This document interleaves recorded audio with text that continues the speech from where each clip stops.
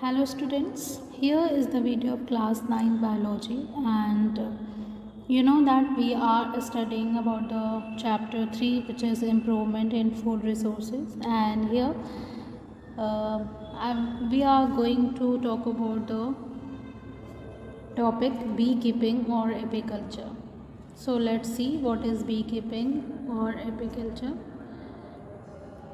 Beekeeping is the practice of rearing and taking care of honeybees on a large scale to obtain honey. Bee keeping में हम क्या करते हैं, हनी बीज को रेयर करते हैं ताकि हमें हनी मिल सके और ये हम एक लार्ज स्केल पर बड़े पैमाने पर करते हैं। इनको बी कीपिंग को हम एपीकल्चर भी कहते हैं, culture of honey bees to get the honey, that is also called apiculture. Bee keeping यानी कि एपीकल्चर के क्या फ़ायदे हैं, तो आपको पता है कि हनी बी से हमें हनी मिलता है जो कि बहुत ही एक न्यूट्रिटिव फूड है, बहुत ही न्यूट्रिशस होता है, इसमें बहुत सारे न्यूट्रिएंट्स हमें मिलते हैं। और हनी का हम और भी पर्पज़ में यूज़ करते हैं जैसे कि मेडिसिन्स एंड सप्लीमेंट्स को बनाने में। It provides bee wax which is used in various medicinal preparation.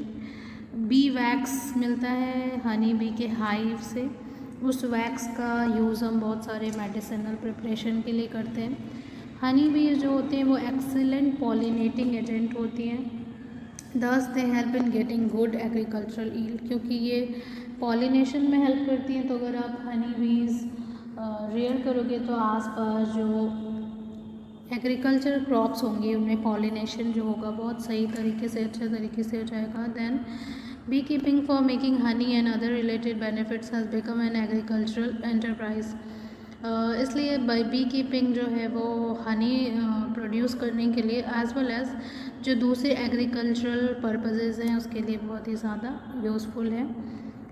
Since beekeeping needs low investments, farmer use it as an additional way of income generation, क्योंकि honey bee keeping में ज़्यादा investment, ज़्यादा पैसे नहीं लगते, इसलिए फार्मर्स को additional method की तरह यूज़ करते हैं for the income generation. Bee farms और apiaries are established for commercial honey production, honey production के लिए बी फार्म्स बनाए जाते हैं। एपेरीज जिनको हम बोलते हैं, जैसे आप यहाँ पे देख सकते हो, these are the boxes in which the honey bees are present and they produce the honey. Now will talk about the varieties of honey bee की कौन कौन सी वैरायटी हम यूज़ करते हैं। There are 4 common varieties of honey bees, 4 common variety हैं, उसमें से जो 3 हैं वो लोकल वेराइटी है, इंडिजिनस है, और एक जो है वो एक्सोटिक है।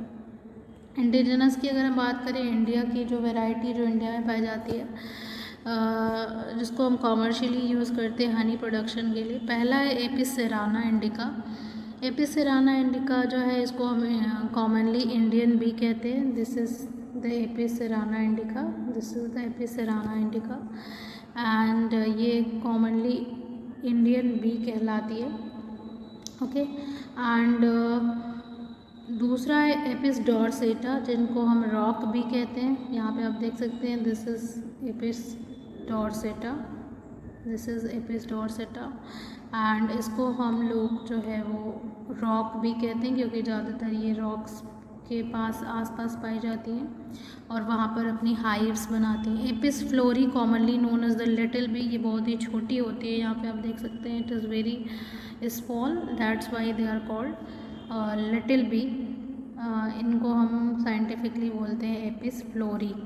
एक्जोटिक वैरायटी जो हम इंडिया में रेयर करते हैं अगर उसकी बात करें तो this is called Apis mellifera. ये इटालियन भी है, इटली से मंगाई गई है और ये इसके यूज़ से जो है वो हनी का ईल्ड जो है वो इंडिया में इंक्रीज़ हुआ है क्योंकि इसको बहुत आसानी से हम डोमेस्टिकेट कर सकते हैं और इसका जो हनी प्रोडक्शन है that is also very good. This variety of bee has high capacity of honey collection. जो एपिस मेलिफेरा है जो कि इटालियन बी है एक्जोटिक, उसका जो हनी कलेक्शन है वो भी बहुत हाई है।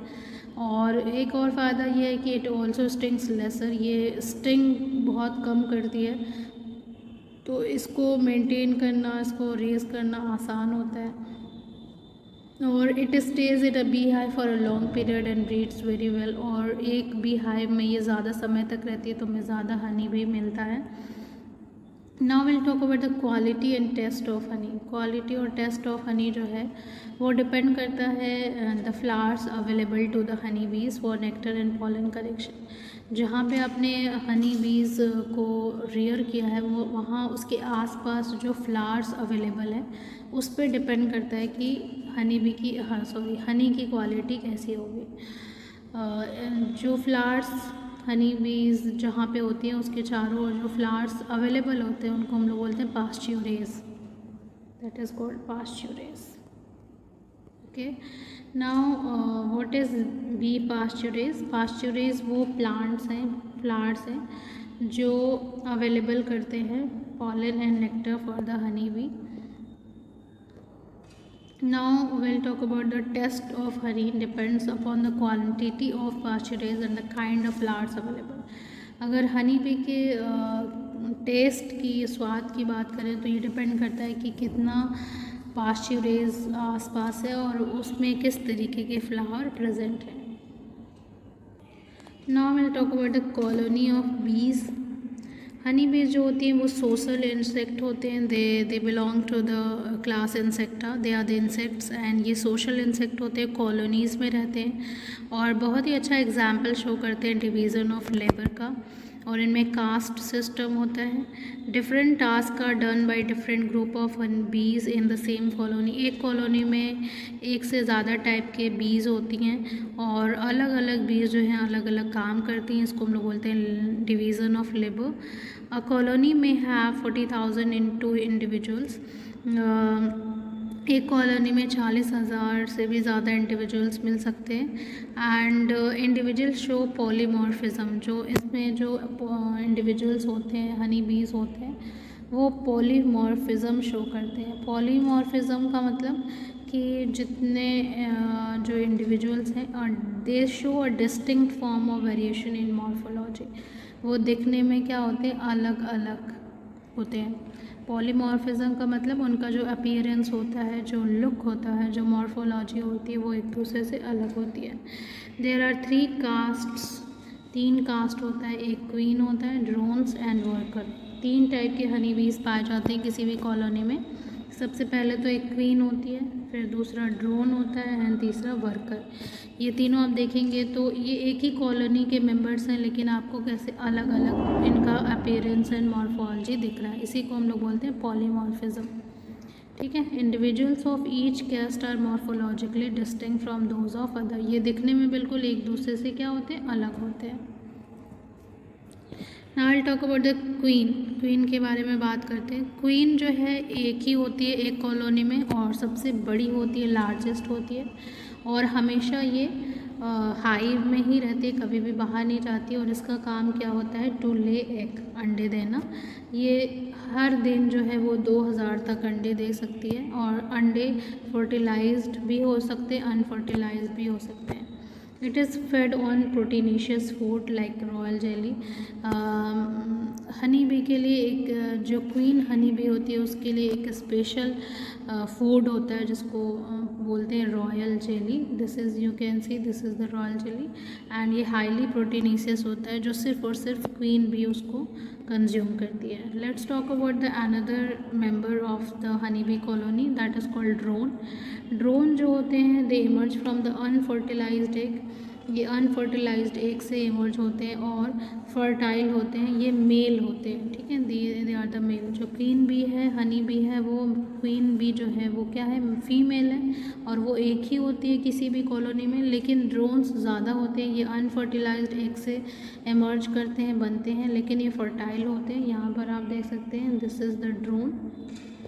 ओके, दे आर स्टिंगलेस, इसमें स्टिंग नहीं होती है, मीडियम साइज़ के होते हैं। Their role is to mate with the queen. इनका काम क्या होता है, क्वीन के साथ मेटिंग करना and eat honey and remain inside the hive. ये भी हाइव्स में ही रहते हैं। They are drawn away from the hives to save the Honey.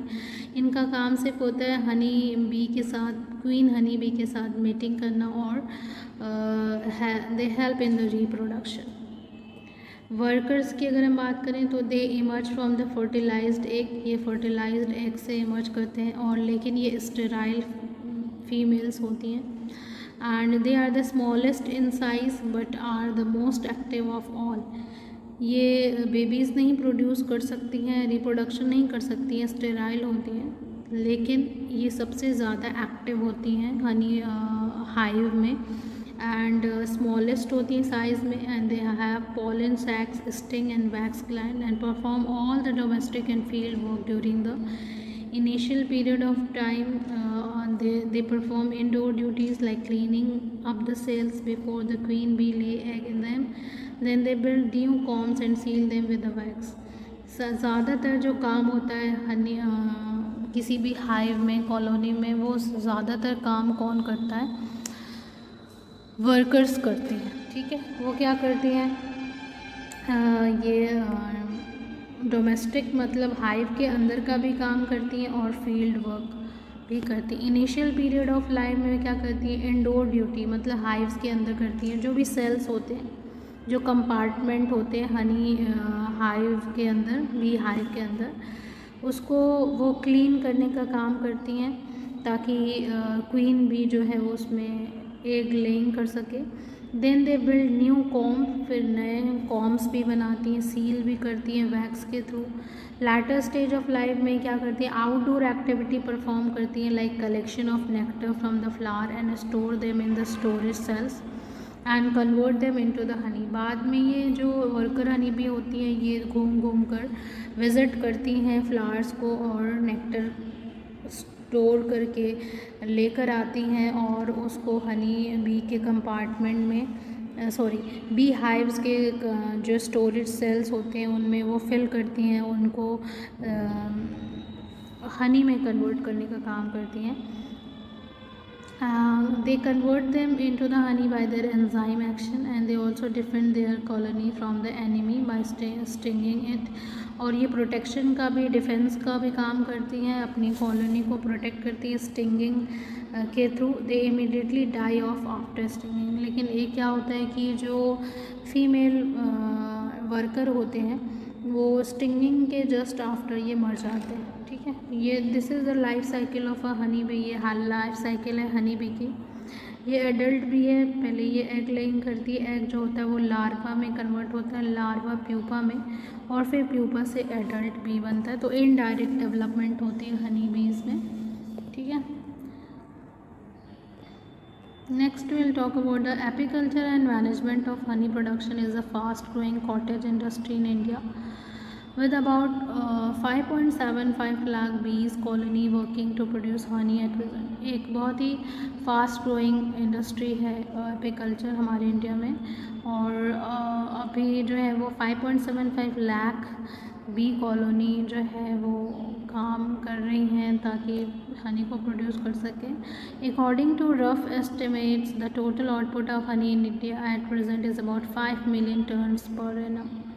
अगर हम एक रफ एस्टिमेट करें तो नाउ डेज जो है वो 5 मिलियन टन पर ईयर जो है वो हनी प्रोड्यूस करता है इंडिया। और Tamil Nadu is the top Honey producer followed by Kerala and Karnataka. Tamil Nadu जो है वो टॉप हनी प्रोड्यूसर है, उसके बाद केरला है, देन कर्नाटका है। For commercial production of honey apiaries are established. Commercial production के लिए हम अपेरीज बनाते हैं, हमने बात की थी। अपेरी क्या है? As a place where bee hives are kept to obtain honey and other bee. जहाँ पर हम हनी बीज को रखते हैं उसको हम लोग बोलते हैं apiary. In this way the bee keeping or apiculture is a good animal husbandry by which we can get a different kind of nutritious product, and that's all for this video. Thank you.